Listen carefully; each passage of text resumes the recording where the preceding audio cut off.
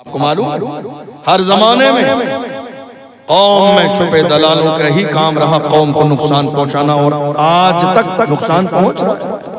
ٹیپو سلطان کے محل میں انگریز داخل کیے، کس نے؟ ان دلالوں، اور دوسرے راستے سے آ کے کہا جناب انگریز آ گئے آپ کے محل میں، اب ایک کام کیجئے، آپ یا تو اپنی تلوار ان کے قدموں میں رکھ دیجئے تو ہو سکتا ہے جان بخش لیں، ورنہ آپ کی جان جائے گی۔ مرد تو مرد ہی ہوتا ہے۔ ٹیپو سلطان نے کہا تھا میری ماں نے کبھی بے وضو مجھے دودھ نہ پلایا، میری ماں نے بغیر وضو کے مجھے دودھ نہ پلایا، بزدل ماں کا بیٹا نہیں ہوں، شیر ماں کا بیٹا ہوں۔ یاد رکھنا وہ جملہ آج پوری دنیا کی تاریخ میں سنہرے حرفوں میں لکھا ہوا ہے۔ اسی موقع پر کہا تھا حضرت ٹیپو سلطان نے کہا تھا شیر کی ایک لمحے کی زندگی گیدڑ کی 100 سالہ زندگی سے بہتر ہے، شیر کی ایک لمحے کی زندگی گیدڑ کی 100 سالہ زندگی سے بہتر ہے۔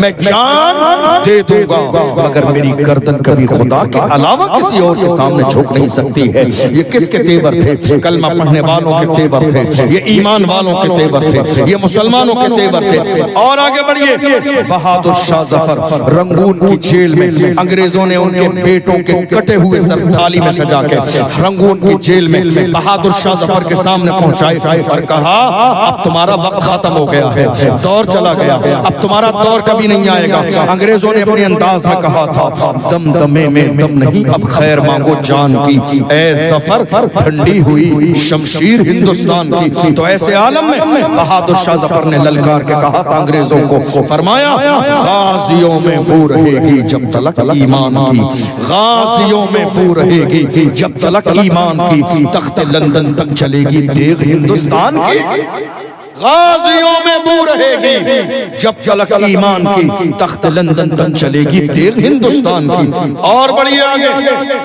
ایک بہت بڑا نام صدام حسین۔ کیا نام؟ Saddam Hussein. ہمارے آپ کے زمانے میں کوئی بہت پرانی بات نہیں ہے۔ جب اس مرد مجاہد کو پھانسی دی گئی تو پوچھا آخری خواہش بتائیے۔ سردی کا موسم تھا، سردی کی وجہ سے جسم کے رونگٹے کھڑے ہوئے تھے، جسم کانپ رہا تھا۔ جب پھانسی دینے کا وقت آیا کہا آخری خواہش، اس نے کہا میرا کوٹ لا کے مجھے پہنایا جائے۔ آخری خواہش میں کوٹ کون مانگتا ہے؟ لامحالہ انسان کے ذہن میں آئے گا بندہ دنیا سے جانے والا مگر اس کے مزاج سے نوابی پن ختم نہیں ہوا۔ اس نے کہا کوٹ میں اس لیے مانگ رہا ہوں چونکہ سردی کے موسم میں مجھے پھانسی دی جا رہی ہے، سردی کی وجہ سے میرا جسم کانپ رہا ہے، ایسا نہ ہو اسی عالم میں مجھے پھانسی دو تو قیامت تک لوگ میری پھانسی کو دیکھ کر کہیں کہ میں موت کے ڈر سے کانپ رہا تھا۔ ہرگز نہیں، پہلے مجھے کوٹ پہناؤ تاکہ یہ سردی ختم ہو، اس کے بعد پھانسی کے پھندے پہ مجھے لٹکانا تاکہ دنیا جان لے محمد عربی کے غلام دنیا سے جاتے ہیں مگر موت کی آنکھوں میں آنکھیں ڈال کر بات کرتے ہیں، اس لیے کہ مومن کبھی مرتا نہیں ہے۔ مومن کی شان یہ ہے جب قبر میں جاتا ہے تو دنیا پکار کے کہتی ہے زمین میلی نہیں ہوتی، سمن میلا نہیں ہوتا، محمد کے غلاموں کا کفن میلا نہیں ہوتا۔ یہ کسی اور کی نہیں ہماری تاریخ ہے، آپ دیکھ لیجئے۔ کون؟ صلاح الدین ایوبی۔ کون؟ صلاح الدین ایوبی۔ آج ہم ڈر رہے ہیں، خاموش بیٹھے، ہماری زبان سے ایک جملہ نہیں نکل رہا، ہمارا نام آ جائے گا، ہمارا نام آ جائے گا، نام کے لیے کب تک ڈرتے رہیں گے؟ یہ سچویشن ہماری زندگی میں کئی بار آئی ہے۔ کربلا میں حضرت زینب نے علی اکبر کو روکا نہیں تھا میدان میں جانے سے کہ میرے لال تو سلامت رہے، نہیں، زینب کی زبان پر نعرہ یہی تھا علی اکبر رہے نہ رہے مصطفیٰ کا دین زندہ رہے، اسلام کا پیغام زندہ رہے۔ دیکھ لیں آقا حسین نے اپنی اولاد کی شہادت پیش کی ہے مگر کبھی اسلام کے جھنڈے کو گرنے نہیں دیا۔ آج حال یہ ہے کہ میری قوم ڈرتی دبتی آج بالکل بے زبان ہو گئی ہے، ڈر صرف اسی بات کا ہے میرا نام آ جائے گا، ڈر اسی بات کا ہے میرا نام لے دیا جائے گا، ڈر اسی بات کا ہے مجھے جیل کی سلاخوں کے پیچھے ڈال دیا جائے گا۔ میرے عزیزو، اللہ نے جو ہماری قسمت میں لکھا ہے وہ ہو کے رہے گا۔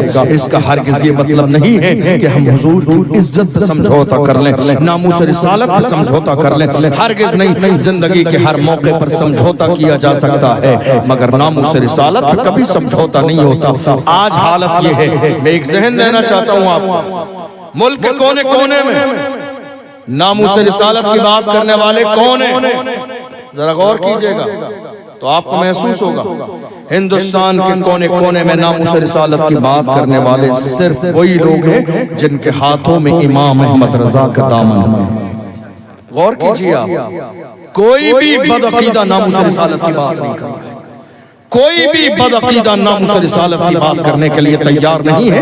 حضور کی عزت کی بات وہی کر رہی ہیں جن کے ہاتھوں میں حضور تاج الشریعہ کا دامن ہے، مفتی اعظم ہند کا دامن ہے، امام احمد رضا کا دامن ہے۔ میرے عزیزو، تم حاسد نہ بنو، عاشق بنو۔ دنیا میں تم نے اگر تعریف کرانی ہے حاسد سے نہ کراؤ، حاسد کا اپنا انداز ہوتا ہے، عاشق کا اپنا انداز ہوتا ہے، عاشق عاشق ہوتا ہے۔ اور اس ملک کی سرزمین پر تم نے بہت سارے عاشق دیکھے ہیں مگر امام احمد رضا کی طرف تمہیں عاشق تاریخ میں دور دور تک نظر نہیں آئے گا۔ وہ عاشق جس نے حال یہ ہے کہ کشتی چلانے والے نے انکار کر دیا کہ اب یہ چلنے والی نہیں ہے، مگر عاشق نے کہا تھا ڈوبے گی نہیں، اس لیے کہ گنبد خضرا کی طرف توجہ لگا کے کہہ رہے ہیں آنے دو یا ڈبو دو، اب تو تمہاری جانب کشتی تم ہی پہ چھوڑی، لنگر اٹھا دیے ہیں، دولہا سے اتنا کہہ دو پیارے سواری روکو، مشکل میں ہے براتی پرخار وادی ہے، اللہ کیا جہنم اب بھی نہ سرد ہوگا،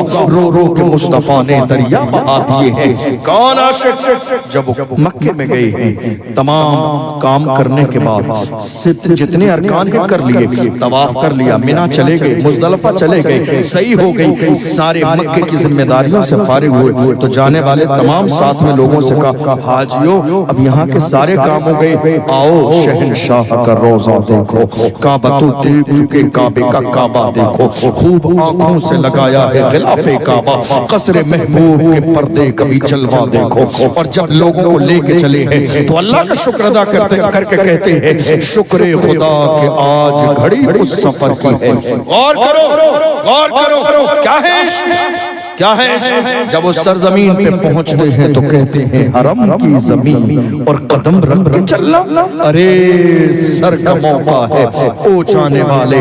اور جب رسول اللہ کی مواجہہ شریف میں سنہری جالیوں کے سامنے جاتے ہیں اور جب خیال آتا ہے یا رسول اللہ دیدار کرنا چاہتا ہوں تو پکار کے کہتے ہیں اٹھا دو پردہ، دکھا دو چہرہ کہ نور باری حجاب میں ہے، زمانہ تاریک ہو رہا ہے کہ مہر کب سے نقاب میں ہے۔ اور جب دیدار نہیں ہوتا ہے تو افسردگی کے عالم میں کہتے ہیں وہ سوئے لال ازار پھرتے ہیں، تیرے دن اے بہار پھرتے ہیں، جو تیرے در سے یار پھرتے ہیں، در بدر یوں ہی خار پھرتے ہیں، آہ کل عیش تو کیے ہم نے آج وہ بے قرار پھرتے ہیں۔ اس گلی کا گدھا ہوں میں جس میں مانگتے تاجدار پھرتے ہیں، کوئی کیوں پوچھے تیری بات رضا، تجھ سے کتے ہزار پھرتے ہیں۔ یہ غلاموں کا انداز ہے، یہ عاشقوں کا انداز ہے۔ یاد رکھیے گا زندگی میں جو جتنا بڑا رسک لیتا ہے کامیابی اللہ اس کو اتنی ہی بڑی عطا فرماتا ہے۔ تھوڑے سے زمانے پہلے کون جانتا تھا خادم حسین رضوی کون ہے؟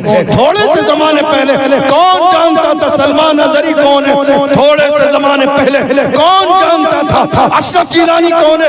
ہم تو بڑے فخر کے ساتھ کہتے ہیں یا رسول اللہ جب جگ بکا نہ تھا تو کوئی پوچھتا نہ تھا، تم نے خرید کے مجھے انمول کر دیا۔ اور جب آپ سے نسبت ہوئی ہے، آپ کی ناموس سے نسبت ہوئی ہے تو آج ہم بڑے فخر کے ساتھ کہتے ہیں، جب دنیا عزت دیتی ہے اور ہمیں اپنے سروں پہ بٹھاتی ہے تو فخر کے ساتھ کہتے ہیں یہ ناز یہ انداز ہمارے نہیں ہوتے، جھولی میں اگر ٹکڑے تمہارے نہیں ہوتے، ملتی نہ اگر بھیک حضور آپ کے در سے، اس شان سے منگتوں کے گزارے نہیں ہوتے، بے دام ہی بک جائیے بازار نبی میں، اس شان کے سودے میں خسارے نہیں ہوتے۔